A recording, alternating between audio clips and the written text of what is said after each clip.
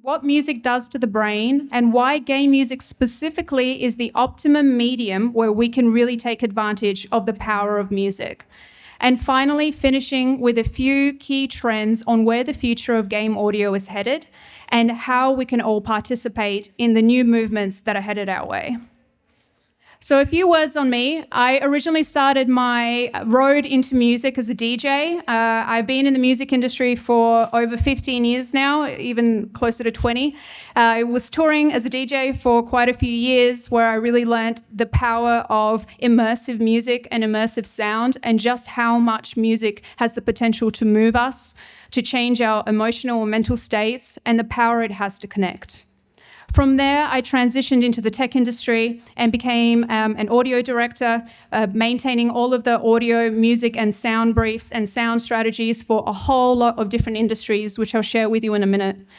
And most recently, I've transitioned into a founder in neurotech and medtech, utilizing the power of audio to create audio adaptive systems for the neurodivergent community, an area that is so important and so critical for us to be able to move into the next frontier of technology in an empowered and an inclusive way.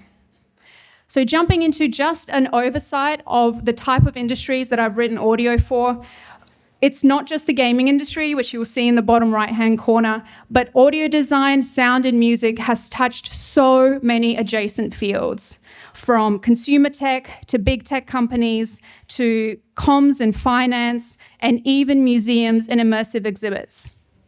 All of these experiences in music have taught me three key things. Melody has the potential to trigger entire worlds.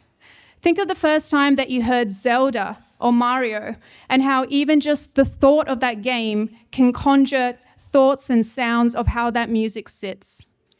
Sound has the potential to control our emotion. From hearing a small trigger sound in a horror game that induces a sense of anxiety or anticipation. And finally, music is the universal language. It doesn't matter which geographic region, which culture, which time in history, music has touched all of us. And nothing gives us the potential to really harness the power of sound quite like games. So why are games so different when it comes to music? There are four main areas that make music in games more powerful than any other place that we'll encounter it. The first is co-creators, which is very closely tied to the second, adaptive. In many areas of life, we encounter music that has a definitive start, middle, and end. But the game industry doesn't quite work with sound that way. You'll find that all of the audio tracks need to be adaptive from the way that they were created from the beginning.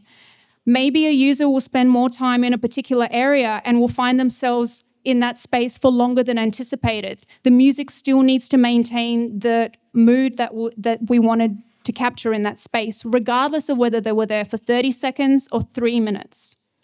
In that sense, music in games needs to be adaptive and responsive to users by nature, which makes the users and our players of our games not only mere participants, but co-creators. They participate actively in the way that we engage with music in that medium.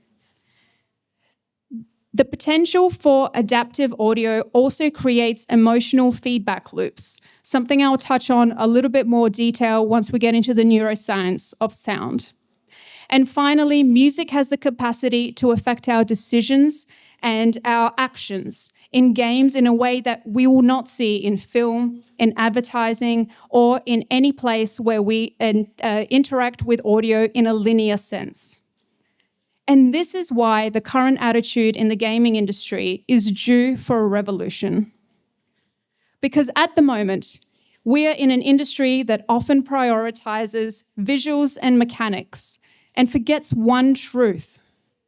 Players don't just see your game, they feel it. And audio is the bridge between the two. So that takes us to the next stage. If music in games is so powerful, what do we need to change in our industry to start designing with music from the start? And this is where things get really interesting. Right now, we have three main blockers that are preventing us from really utilizing music in the way that it can, the way that it has the power to transform. The first one is the attitude of, it's just polish. It's just something to be enjoyed and something that we add to the end of the game development cycle just to add a little bit more engagement. That is a huge mistake and it's due for change. The second is introducing the audio teams after the narrative is locked. Given the power of music to dictate storytelling, to be able to affect our mental and emotional states, this is far too late. And finally, when we hit those crunch timelines, when time is tough, when budget cuts need to be made, often sound and music is the first on the chopping block. What a shame. This is where we need to change things, and we need to change them quick. So, with that in mind, I'd like to introduce four key questions that anybody that's designing games in the room should start to ask themselves. What emotional state do we want players to feel during this particular part of the experience? Can sound induce that emotional state, be it calm, anxiety, or despair, or motivation? Can we start prototyping with music from the beginning? And can our composers be in the room during key testing moments? With this, we're trying to aim to achieve four things. Change how teams collaborate, to start thinking about audio as a holistic approach, one that combines both the music, the soundscapes, the SFX, and even the way that the UI and the UX responds to its users as one holistic environment and universe. If you're a composer or a sound designer or wanting to get into that space, ask to be part of the early design sprints from the start. If you're in the production team of games, can you share early concept art or art direction or wireframes with your audio team? You will be surprised just how much can be inferred from the time period, from the color use. Even the way that the menus are built can be instructive in the way audio needs to be built as part of the architecture, not as the final polish. And how can your audio be incorporated from the prototyping at the beginning, so that the entire universe, in all of its immersive richness, can start to benefit from the power of sound? So where is all of this leading?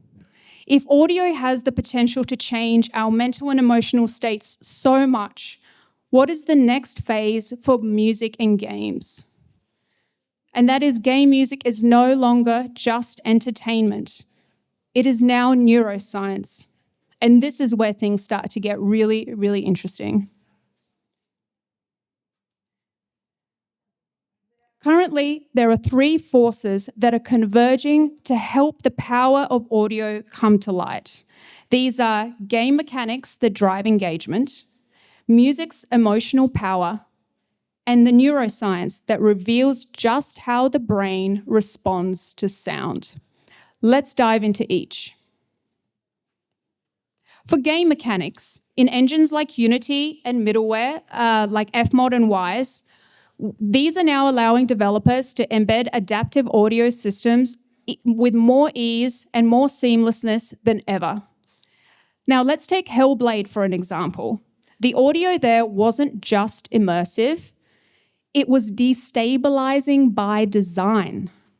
The soundtrack simulated psychosis so viscerally that its players reported feeling dizzy, disorientated, anxious, and even scared through only the disembodiment of voices that responded to their movements. It was as though they were suffering from psychosis right then and there. The game did something revolutionary. It turned sound into a psychological mirror. And now we have the capacity to turn that exact script and flip it upside down and start using adaptive audio not only for suffering, but to help us live better lives. And it won't stop at games. The power of interactive sound will soon shape our digital therapeutics, the way that we learn, and emotionally responsive tools across every single screen that we touch. because neuroscience is finally catching up to what sound designers have known all along. Music has the capacity to reshape our brain. Research from Stanford and MIT shows how rhythmic auditory simulation can synchronize brain activity, improve attention, and even support motor cognition. In one study, it improved the attention in children with ADHD by over 30% when paired with task-based activities. Additionally, frequencies in the alpha and theta range have been shown to help cognitive awareness, reduce cortisol, and even improve performance. And the time to partner the power of sound in games with advancements in adaptive game engine has never been more critical than it is now. We're in the middle of a global mental health epidemic, especially for Gen Z and Gen Alpha, digital natives who have been born into fragmentation, anxiety, and chronic distraction. The WHO estimates that there are nearly 1 billion people in the world suffering from mental health disorders, and the waiting time for treatment has blown out to months. Yet at the same time, players are spending an average of 7 hours a week in gaming environments, even more so for Gen Z and Gen Alpha. As a founder in this space, I have seen this firsthand. This is one of the most under-leveraged environments for mental health that we currently have in our digital landscape. What if all of those hours that we play in games could be used to build our resilience rather than escapism? What if all of those hours could help us heal rather than just trying to gain engagement metrics? This is what we're building with at Gaugia, a new generation of emotionally intelligent, gamified mental health tools for the neurodivergent community, designed not only to extract your attention, but to help you own it. We're currently testing one of our prototypes featuring an adaptive game soundtrack that changes based on your reported stress state. In our build, users can also put a goal for the session, be it relaxation, develop focus, or get into a creative flow, and all of the audio adapts to what the players need most in that moment. And we're not alone. Companies like SoundMind are using adaptive sound to support recovery in veterans, while XR platforms like Trip are combining sound, visuals, and breath exercises to help us reach a deeper level of relaxation. These aren't just experiments. They're the early infrastructure of the next movement in music and games. If you're building a game or you're working with AI, ask yourself this: what would it look like if my product responded to how the users feel, not just where they click? What if sound wasn't the afterthought, but was built into the system of the game itself? Because what we're seeing at Gaugia is part of a much larger movement, a shift in how we use sound functionally, how we design games for cognition, and how we treat the mind through interactive experiences that we all love to play. The shift has already begun. And here I'd like to share 3 trends that I believe will define the next phase of games and what they practically mean for all of us building in the space and engaging with it every day. The first of these is music becomes emotional architecture. In the past, we have treated music and sound as content in our games. Now, sound will no longer just be that final layer of polish that we discussed. It will be a core system that has the potential to regulate our emotions and even adapt to our mental states. If you're building a product using audio, I have 2 key questions for you. What is this soundtrack trying to create?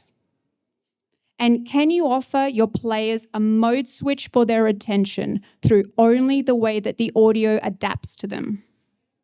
This is where our previous discussion about the shift in mindset from music just being polished really comes into light, and where the potential really shines on its own when we're able to work with our audio teams as early in the production process as possible. Number 2, emotion as output, not just input. Game audio will soon become a real-time emotional rendering engine, capable of sensing, adapting, and even creating our mental states. If you're working with AI models or LLMs, I invite you to build sound for dynamic emotional adaptation, not just audio for aesthetics. 2 questions to ask yourself. Could your AI model generate sound based on emotional intent, not just based on genre tags? To take it one step further, can your game detect emotion? And 3, mental health becomes playable and ambient. We're in the verge of a new gaming category, real-time mental health tools that are personalized, gamified, and ambient. And support for our next mental health wave will live in your headphones. If you're designing in the wellness, cognitive, or productivity field, ask yourself, how is the soundtrack a supportive layer? And how do the soundscapes, audio UX, and music parameters, can they be gamified to put your users in the driver's seat? At Gojia, we're building adaptive soundscapes that shift with your stress levels and your personal goals. But this isn't just our opportunity. It's yours too.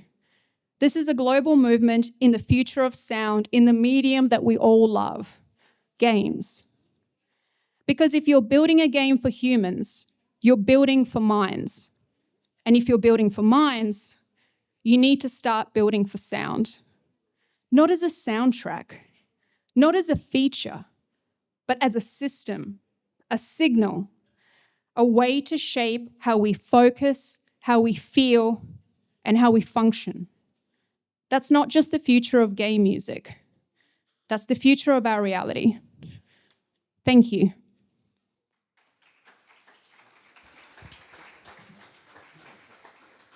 Before I wrap it up, for anyone that is interested, perhaps you have neurodivergence yourself or know people in your network that does, I invite you to join us on our link there. We would love to find a way to help you and use sound for the power that we all believe in to help us live happier, healthier, and more at peace lives. Thank you. Thank you so much. Do you have any questions for Dani? Yeah, here. Oh, I'll just give you my... Thank you. This was amazing. Thank you for the talk. I'm so intrigued. I can't say it. How do you do this? Do you work with therapists? Yes, that's right. There's a lot of different studies on different parts of how sound affects the brain, be it the alpha waves, theta waves have all shown different effects on the brain. Specifically with Gojia and what we're working on there, we have science advisors that can help us and they're able to work with us to make sure that everything has a medical validation behind it. Thank you.